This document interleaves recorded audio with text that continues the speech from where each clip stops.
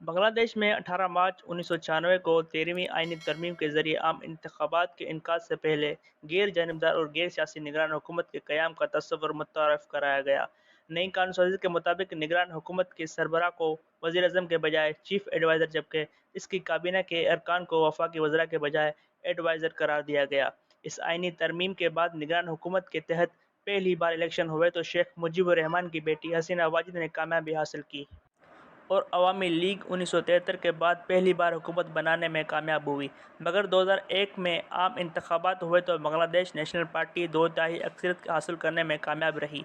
General Zia Rahman की बेटी खालिदा ज़िया एक बार फिर वज़ीर आज़म बन गईं। अक्टूबर 2006 में उनकी हुकूमत ख़त्म होने को आई तो आइनी तकाज़े के तहत निगरान हुकूमत तश्कील दे दी गई, मगर किसी गैर सियासी और गैर जानिबदार शख्सियत का इंतखाब करने के बजाय सदर मुमलिकत एजाज़ुद्दीन अहमद को चीफ एडवाइज़र बना दिया गया।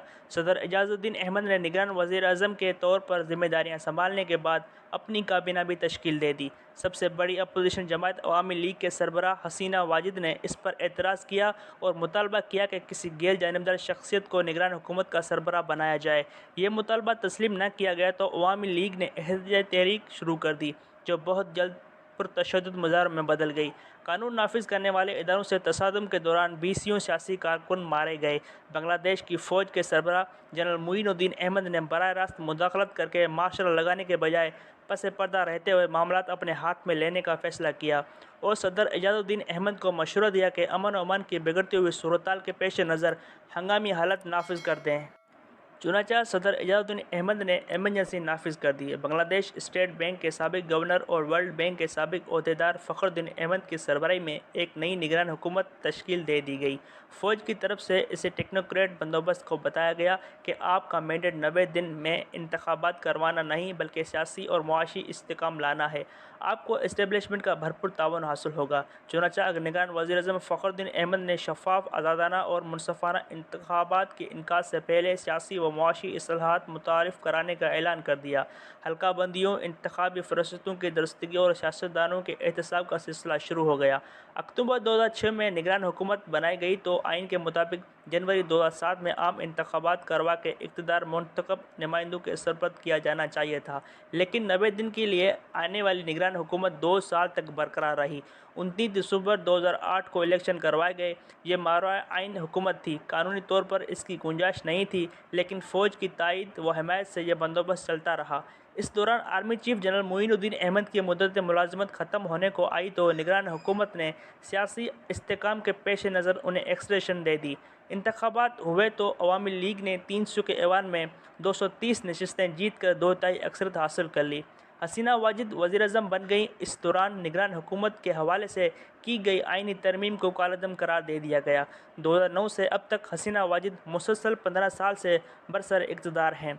बिलमालूम बांग्लादेश की अवाम को पाकिस्तानियों से भी ज़्यादा मतून मजाज समझा जाता है, जो चंद बरसों में ही हुकूमतों से उकता जाते हैं, लेकिन अवामी लीग का इक़्तिदार इसीलिए कायम और दायम है कि इस दौरान मुआशी तरक्की और खुशहाली का ख्वाब हकीकत बन चुका है। अगरचे गुज़िश्ता चंद माह के दौरान बांग्लादेश को अदायगियों में अदम तवाज़ुन के बाइस IMF से $4.7 अरब का कर्ज़ लेना पड़ा, मगर अब भी इसका ज़र मुबादल के ज़ख़ायर $31 अरब हैं। बरामदात $52 अरब तक पहुँच गए हैं। रुपये के मुकाबले में टका मुस्तकम है। अब जनवरी 2024 में आम इंतखाबात होंगे। देखते हैं अपोजिशन जमातें इस बार भी अवामी लीग को शिकस्त दे पाती हैं या नहीं। पाकिस्तान में एक अरसा से बांग्लादेश मॉडल की बाज़गश्त सुनाई दे रही है। जनरल परवेज़ मुशर्रफ के दौर से शुरू होने वाली ये अफवाहें सियासी इस्तेकाम के साथ ही ज़ोर पकड़ लेती हैं।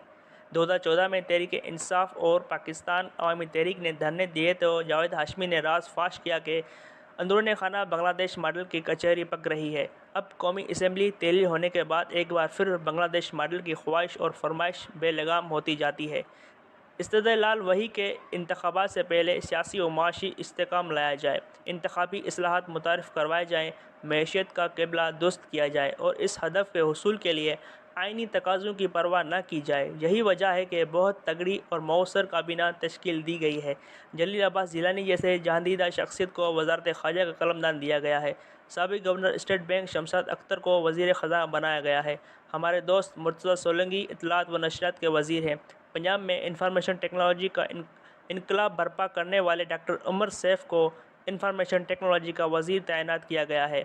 وسیع شاہ جو عمدہ شاعر ہی نہیں باکمال شخصیت کے مالک عاجز انسان ہیں، انہیں وزارت سیاحت کی ذمہ داری سونپی گئی ہے۔ یوں پاکستان میں پہلی بار بنگلہ دیش ماڈل عملاً نافذ ہوتا دکھائی دے رہا ہے۔